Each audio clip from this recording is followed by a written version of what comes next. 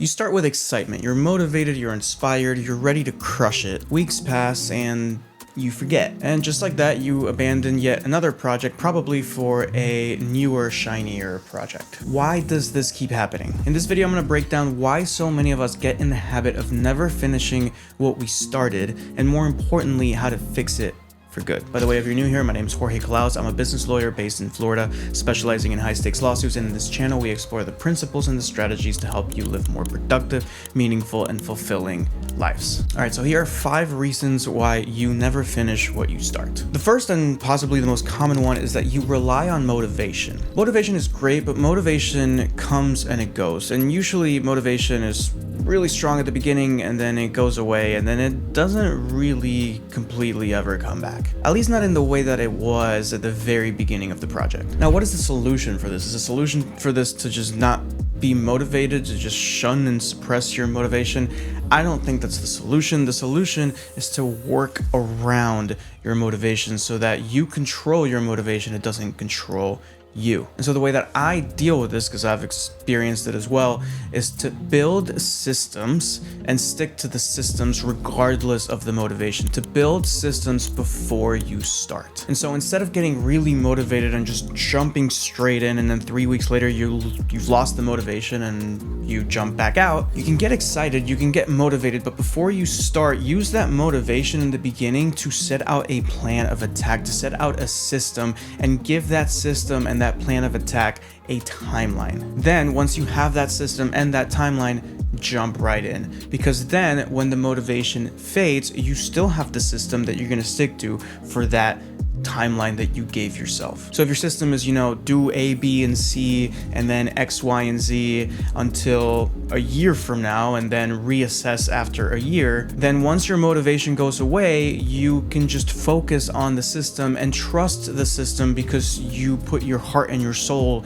into building that system and you believe that that system will get you the thing that you want. And so because you believe in the system, it's much easier to stick to the system even when you don't have the motivation anymore. Because even though you don't have motivation, you have logic and belief. And that logic and belief can help you maintain a sense of consistency. The second reason you never finish what you start is because you chase too many rabbits at once. I forget how that old proverb goes, but it's the one that goes, the man that chases 2 rabbits ends up catching none. And so oftentimes when we get really motivated by all these different things and we want to do all these different things, we end up doing none of them because we can't do everything. Like that old saying goes, you can do anything, but you can't do everything. And so if you're chasing too many rabbits at once, trying to do too many things at once, you never really are able to go deep and completely into any one of those projects. And if you're never able to do that, you're gonna eventually drop it for another one that you're also doing at the same time, and then you're just jumping back and forth between all these projects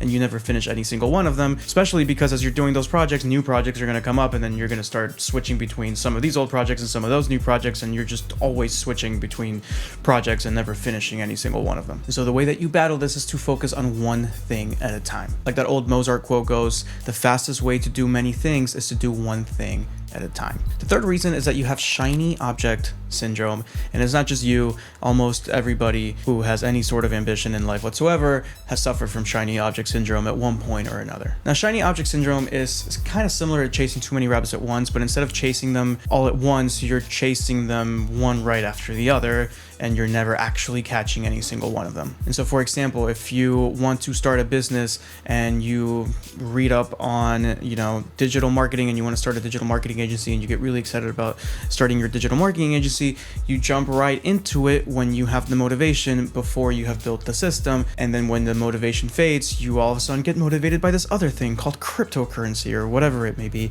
And you're just always jumping from shiny object to shiny object. Now, the way that you combat this is the same way that you combat the first reason that I talked about, and that is by sticking to the system, developing a system and then sticking to it and giving yourself a timeline. Because when you give yourself a timeline, you don't convince yourself, oh, well, this system was never really going to work anyways.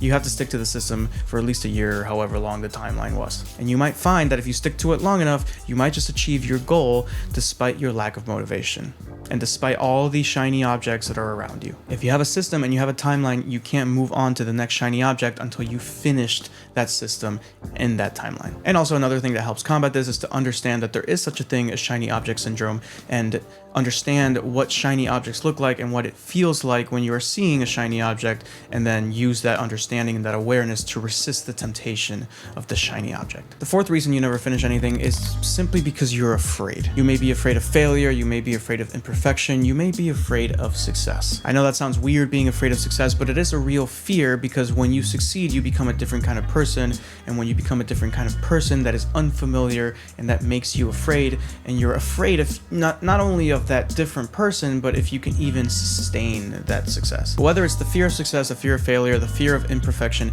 these fears, as we're moving towards our goal, as we're moving through this project that we want to see through to completion, those fears get in the way, and they compel us and they persuade us, unfortunately, to stop whatever it is that we're doing and move on to something else. Because you know what? If you're always jumping from one thing to the next, to the next, to the next, to the next, you will never succeed, and you will technically never fully fail. And so that satisfies those fears, because you're not facing the things that you're afraid of. You're also not facing the fear of imperfection, because you never finish doing the thing. So if it's imperfect, well, it's okay, because I never really finished doing it anyways. And so always quitting and never finishing is a way of coping with your fear, of not facing that fear, but rather run away from it. Now, the way you combat this is by acknowledging the fear and then working through it. And the way you tackle the fear is the same way that you tackle anything else, which is just a little bit at a time. Face the fear just a little bit, and then the next day or the next week or the next month, face it a little bit more, take on more fear, exercise more courage, and over time, your courage muscle will get stronger and stronger and stronger, and you'll be able to combat and face fears that there was no way you could have combated and faced years ago. So the solution to this one is to build up your courage muscle, and the way that you build up your courage muscle is little by little by little, being consistent over time. And the way you do that is by committing to growing that muscle. And the fifth reason is that you simply just developed the habit of quitting. Now, the reason that you've quit before in the past may be one of the other 4 reasons, or some other reason that we didn't cover in this video, but once you've quit enough times, you develop the habit of quitting. And so all of a sudden, because you're habitually used to quitting, it feels weird to not quit. So there is some resistance to not quitting because it's foreign to you. It's not what you're habituated to. Our brains want to work based off our habits, because if we just work based off our habits, we think less, we use less energy, we conserve more energy, we have higher chances of survival. And so if you've developed the habit of quitting, your mind is going to want to stick to whatever habit you have developed. Now, the way that you combat this is by, number one, acknowledging that you've developed this habit, whether it's the habit of quitting, or the habit of jumping always to the next shiny object, or the habit of jumping right into things fully motivated before you have a system, or whatever way you want to label that specific habit for you. Then once you become aware of the habit, you try to build the opposite habit. You try to build the habit of building a system before you start. You try to build the habit of finishing things through. You try to build the habit of not jumping to the next shiny object. And the way that you do that is the same way, again, that you do everything else, which is little by little by little.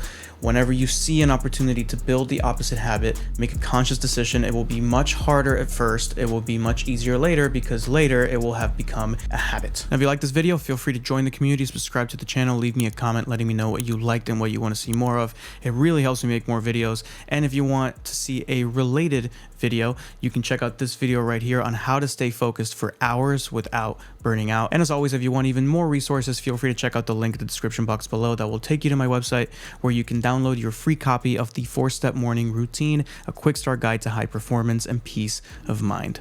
Other than that, I'll see you in the next video.